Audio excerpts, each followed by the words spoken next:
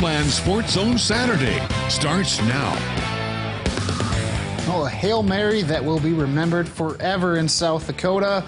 A walk-off field goal keeps a high school dynasty alive, and there's a new state football champ in 11 AAA. Welcome to Sports Zone Saturday. I'm Sean Bauer alongside Tanner Castora.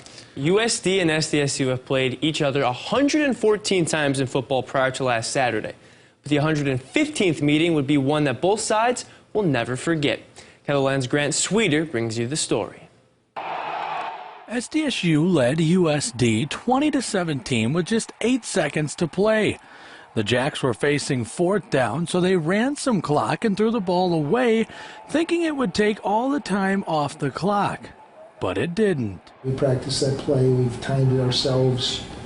It's 8-9 seconds, but that's how fickle the game of football is. 1 second and a whole different outcome. We were hoping that there was 1 second. I mean, the game's not over until all zeros hit the clock. So, we were like, hey, again, it was Hail Mary time. Miracles happen. Stuff happens. USD would have 1 second, and that's all they needed as quarterback Carson Camp threw a Hail Mary pass that was tipped 3 times before Jeremiah Webb caught it for a 57-yard game-winning touchdown. It was pretty slow motion. Ball went up, bounced off a couple defenders' hand. I seen it the whole way. They just happened to grab it out the air. I've never seen it like it. I still don't really know what to say. I was standing over there. Didn't have view, so I was watching the video board. I kind of did a double take with my eyes. Oh, we got it. So yeah, it's hard to describe still. The win was huge for USD and their hope of returning to the FCS playoffs. The Coyotes are now 7-2 on the season and 5-2 in conference play, which means they'll have a chance to win the conference title next week. We're still chasing a ring, and we're still chasing a conference championship. So we're definitely not going to let off the gas. Maybe some people might think that we're going to ride high from this win. No, we're back to work tomorrow, and I think that's the mentality that all these guys got. SDSU will have to regroup from their loss to prepare for their final game next week. But head coach John Stiglmeyer is confident his team will turn this loss into fuel. I think because of our program and what we believe in, I think it'll be as much motivation as hard. In Vermilion, Grant Sweeter, Kettleland Sports. While the Hail Mary will get the headline, USD's defense held the Jackrabbits offense to nearly 19 points below their season average. Improving on that side of the ball has been a focus for USD since 2019 when they brought Travis Johansson in as their defensive coordinator. And in year 3, he's turned that defense into one of the best in the country. In Travis Johansson's first season in Vermilion, USD's defense gave up more than 32 points per game. Last spring, the Coyotes showed progress, trimming that average down to 24. In the spring, really helped us, I guess, fine-tune some stuff and learn a little bit, with some of those mistakes we made where it didn't really cost you, So getting everybody back, learning from those was a blessing. But still, they felt they had more to offer. We feel like we put some good stuff on tape, played some good games, but we never really played 4 quarters the way we wanted to, so it's just a matter of improving on that consistency. Consistency has been exactly what the unit has shown this fall. They've held opponents to less than 18 points per game this year, which ranks 12th nationally, and they've only given up more than 21 points just once all season. Our guys know what they're capable of. They understand it way more, which gives them confidence, and really when you don't perform well, you understand that it's more about how you did versus what that team did to you. Johansson credits the entire defensive staff and the veteran leaders inside the Coyotes locker room for that growth. When we get here in 19, there wasn't a guy that could, understand the defense. They can't look and see a clear picture, oh, that's what it's supposed to look like. Now you got some leaders out front that understand what we're doing, can execute at a high level, and those young guys sit back and see a visual picture. That's what it looks like. That's how you do it. The defense has played a major role in USD's pursuit for a second playoff bid, but just as they did following the spring, they feel they still have more to offer. Obviously the goal is to get a win every week, and we feel like we've been preparing that way for a while, and to see it start paying dividends has been awesome, but that being said, we got a lot of work left to do here this fall. And the Coyotes close the regular season today at North Dakota State. That game kicks off at 2:30 and will be broadcast on Midco Sports. South Dakota State owns the 5th highest scoring offense in the country. While SDSU has stars at every skill position, it's the Jacks offensive line, better known as the 605 Hogs, that make it all happen.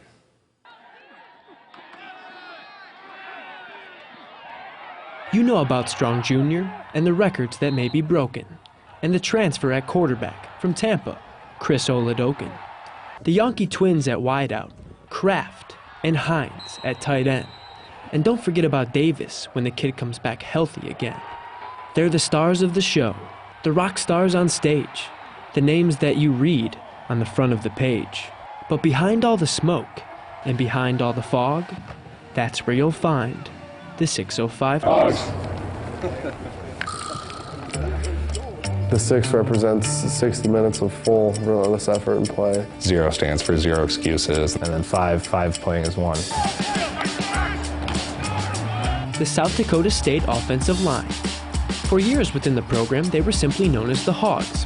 But back in 2016, when now SDSU offensive coordinator Jason Nett came to Brookings, he wanted to add a little flavor. I just thought we needed a little bit more branding. You know, we needed to make it more unique to ourselves, and you know, so we adopted. I think it's kind of neat being the biggest university in the state, kind of represent the whole state. So we called it the 605 Hogs. While every offensive lineman on the roster is considered a Hog, there's 5 of them that have played more than anyone else. Led by the future physician, 6th-year senior, Wes Janan. He's the elder statesman of the group. You know, he's been a leader for a long time, 2-time captain. We like to call him Grandpa because, you know, he is married. Him and Aaron are definitely kind of the brains of the operation, getting us on the right page and everything. We always joke that if, like, Wes messes up a call, we're going to put him in the nursing home.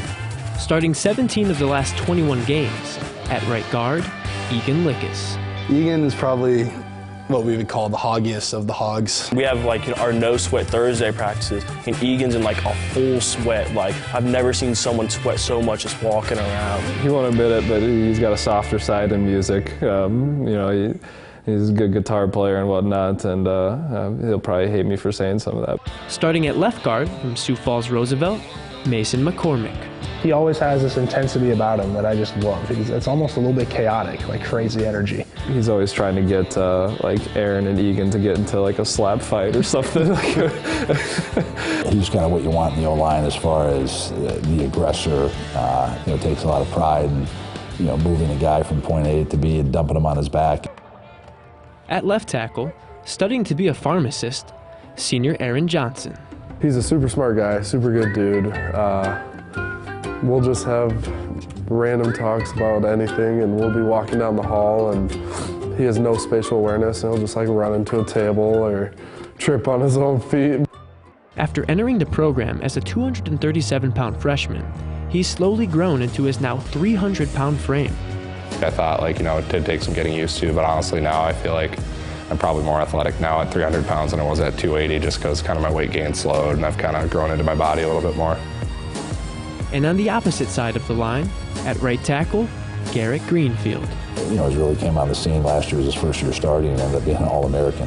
And, you know, just proud of his growth and his maturity and how he's come along, and very talented, and, you know, I think the sky's the limit, you know, for Garrett as well. And like many of the boys up front, the junior from Rock Valley, Iowa bonds with his teammates through food. Him and Egan have this obsession with going and getting fast food all the time. Instead of calling it snacks like a normal person, they call it snocks. While the group enjoys themselves off the field, there's a level of accountability within one another when it comes to football. And that staple of focus comes through Eck, who's supportive, but also demanding. You can't take it personal because he just wants to coach you and he wants to win, and you take that passion to heart, and it really influences you in a good way if you're in the right mind. But within his stern coaching style, he still leaves room for fun through clever and off-the-wall analogies. It's like a twist or something. He's like, this guy's looping around, Wes will take your pizza, you go take Wes's pizza. So just like, he's gonna block my guy, I go block his guy. So, you know, tying it to pizza really kind of gets my attention. Play in and play out. Battling in the trenches of a football field requires strength, mixed with an attitude of selflessness. The only time we get noticed is when we're not doing our job, you know? So when we're doing our job and you don't notice us, that's a compliment, right? There's not a lot of fame and glory in the job, but you know, someone's got to do that dirty work. You know, they're better looking than us anyway, so they can get all the camera time, and we'll just kind of sit back and be like, yeah, you guys rock. So. SDSU welcomes North Dakota to Brookings today for their home final. Kickoff time is set for 2 o'clock. And for the first time in 22 years, Harrisburg has won a state football championship. That story's coming up next. Harrisburg ended a 22-year state title drought with an impressive win over Brandon Valley in the 11 AAA state championship. KELOLAND's Grant Sweeter recaps their state title victory. Harrisburg suffered a loss to Brandon Valley in last year's 11 AAA state championship. The Tigers used that as motivation, which helped lead them to this year's state title game, in which they won 27-0. Last year was a tight one at half, and then we just couldn't get it done. And you know, this group's been special from day one since last year at this time, 35-14. They were hungry. You can get rid of all the awards and the stats. They don't care about that. They were playing for the name on the front, and that showed tonight. I think a lot of it was last year's state championship. I think the 35-14 game was a huge reminder throughout the whole season as to where we could go with the program. And I think we really took it to that next step by using that as fuel. That was our motivation all off season. And then once we got to the season, that was just, we had it in our back of our mind, but we took it week by week, and man, dream come true. The Tiger defense was stellar in the win as they held Brandon Valley to 0 points, 9 first downs, and just 182 total yards. Our defense played lights out. You know, at the start of the year, I think a lot of people slept on them, and I think a lot of people had their doubts. But I think that games like this and games towards later in our season, they really showed off what they were able to do once they came together. Can't give enough credit to our defensive staff. Coaching staff's been with me from the get-go. We've added a few pieces here and there, but what a game plan. They just had the guys playing extremely hard, playing extremely physical, and we rallied to the football, and that was definitely a team win on the defensive side. Harrisburg's offense was fueled by their ground game. The Tigers rushed for 274 yards and 3 touchdowns, led by the game's outstanding back, Gavin Ross, who ran for 224 yards himself.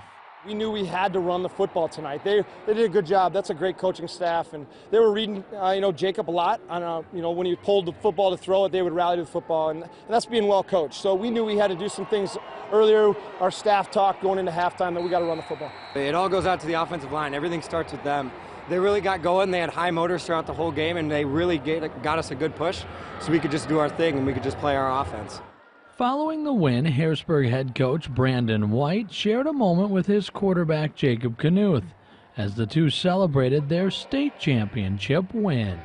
With meetings, and I'm the quarterback's coach, so he becomes my other son at home. I have 2 fortunate sons at home, but he became my son with meetings and text messaging back and forth about game plans and stuff. And when you build a relationship with somebody like that that's so solid, and what he believes in and what we believe in is really special. And we're going to miss him. I know that, but he's put this program in the right direction. This program and my experience in Tiger football has been special and something I'll never forget. And I love Coach White. Knuth was named the Joe Robbie MVP of the game in his final game as a Tiger, making this the perfect ending to his high school career.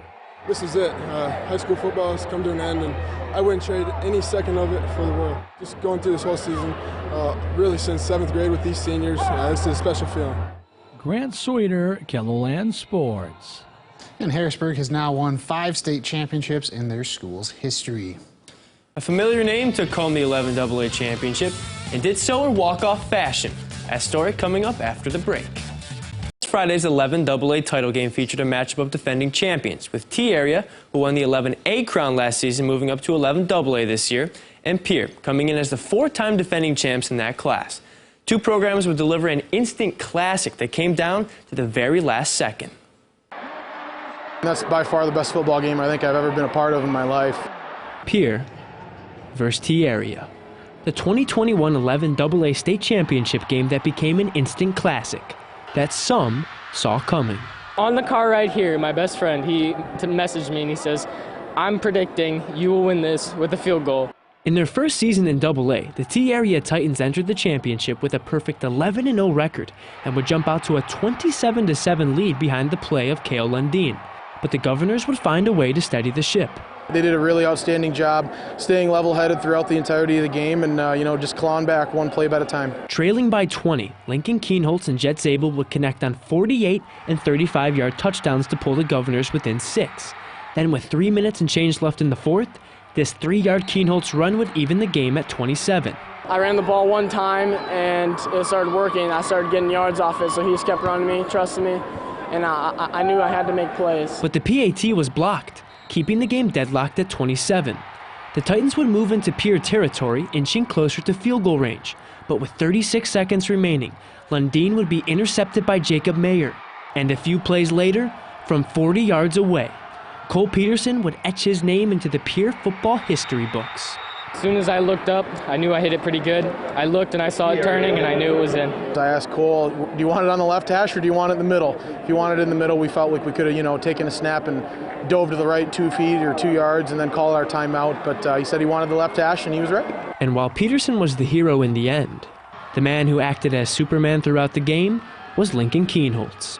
On the field for every defensive and offensive snap, the junior would finish with 537 total yards and 4 touchdowns, earning the title of game MVP.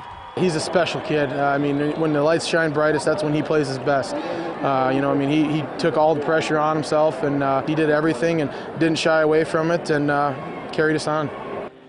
Pierre will look to become just the second team since the playoff format was implemented to win 6 consecutive state titles next year, as West Central accomplished that from 2000 to 2005. It was another busy week of local sports action, and there was plenty of great plays.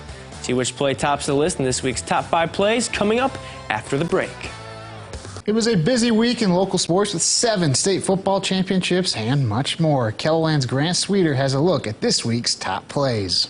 The first honorable mention comes from T-Area's Chase Van Toll in the 11 AA state championship. Quarterback Cale Lundin makes a nice throw and Van Toll somehow brings in the catch with a defender all over him. The second and final honorable mention goes to Pierre's Jacob Mayer. The game is tied and T-Area is looking for a lead when Mayer somehow picks off the pass and gets a foot in bounds, giving the Governors the ball late.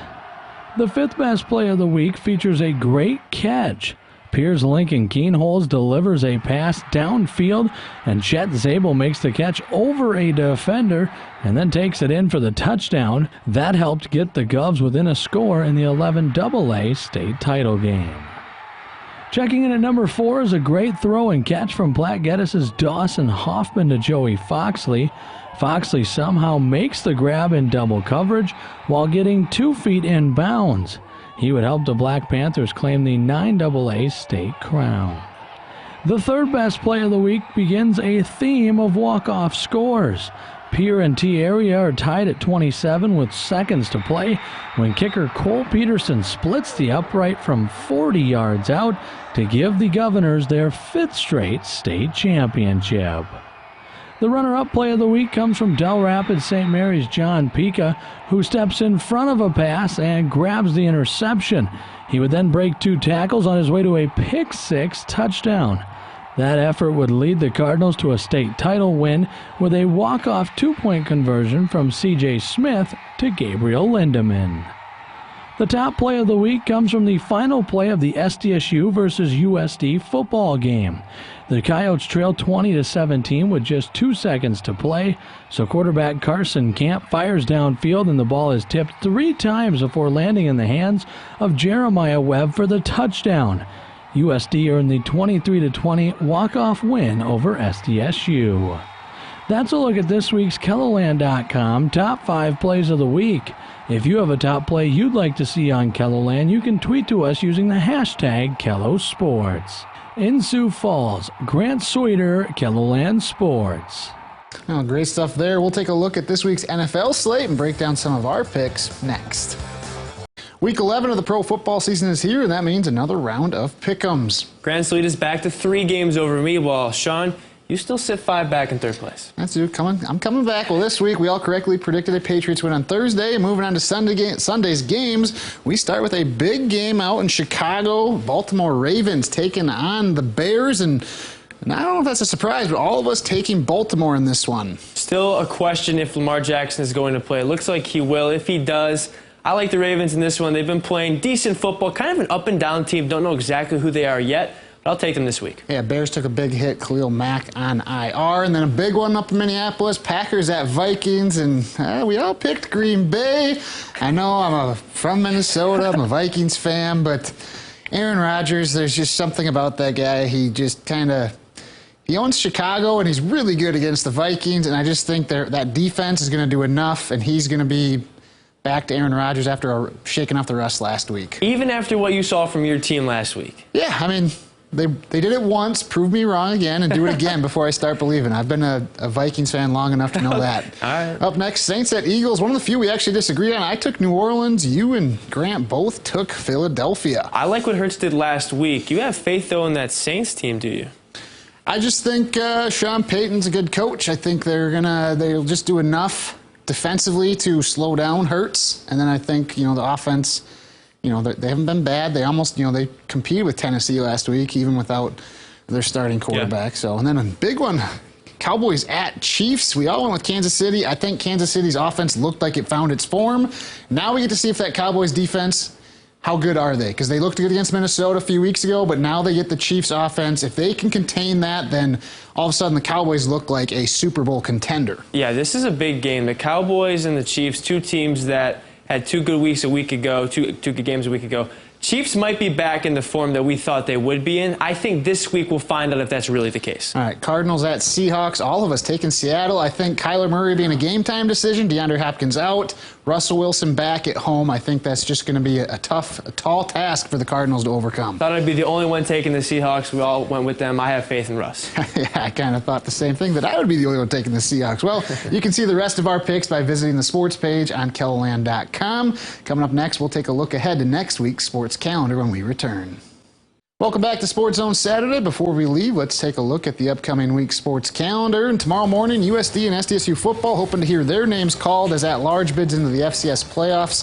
Selection show, that airs at 11:30 a.m. on ESPNU. Also going on tomorrow, USD men's basketball team hosting Tennessee State.